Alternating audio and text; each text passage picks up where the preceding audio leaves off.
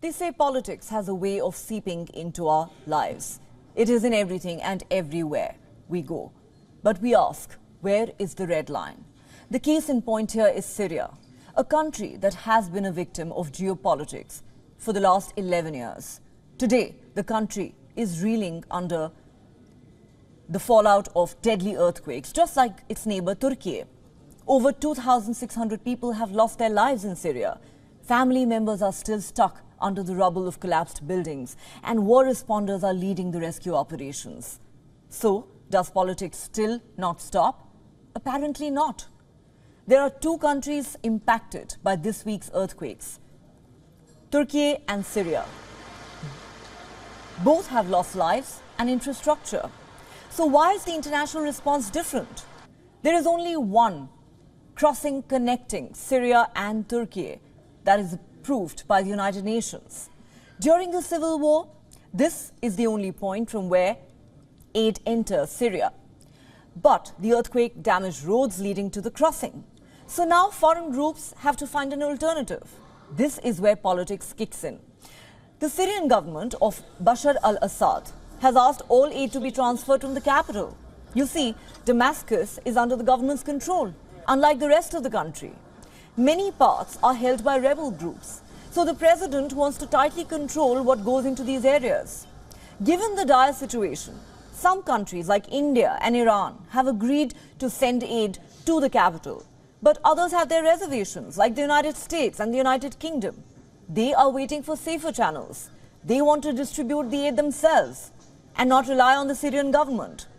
For now, the earthquake victims are surviving on stocks already available in the country, something that was stored for internally displaced people. But soon these stocks will run out. A new set of aid will be needed, and that brings us to another issue: sanctions. Syria has a barrage of sanctions against it.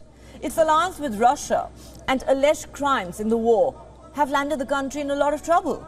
So it's not easy to transport goods in and out of the country.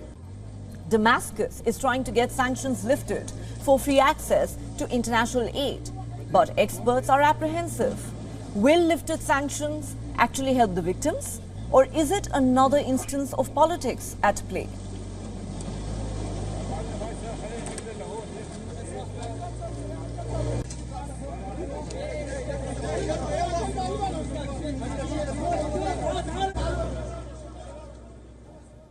For more on this major story, we're now joined by Kenan Akberam, the director of Center for Natural Disasters at the University of Bengal in Turkey.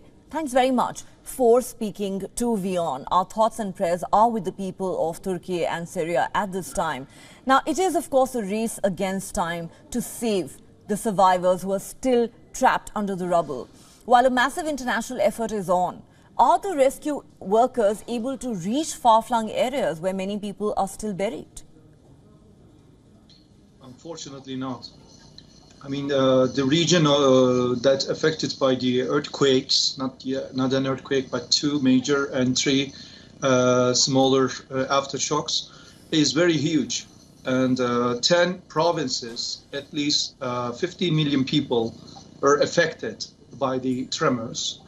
Of course, not all of them are under the, let's say, damaged buildings, collapsed buildings, but there are so many people just under the collapsed building, and I think it is still not possible to reach all of them.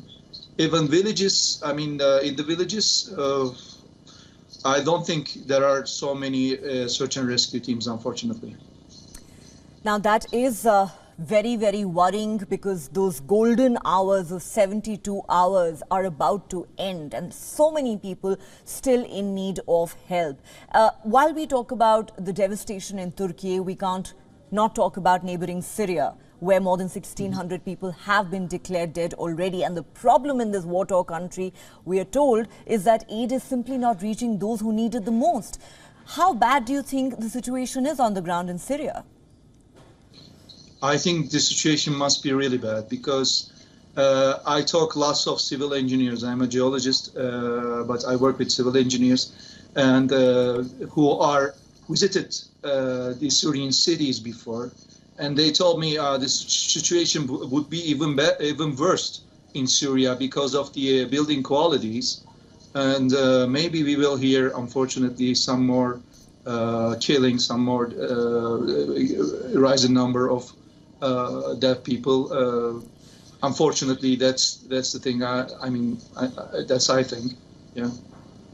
Well, certainly a very, very difficult situation both in Turkey and Syria.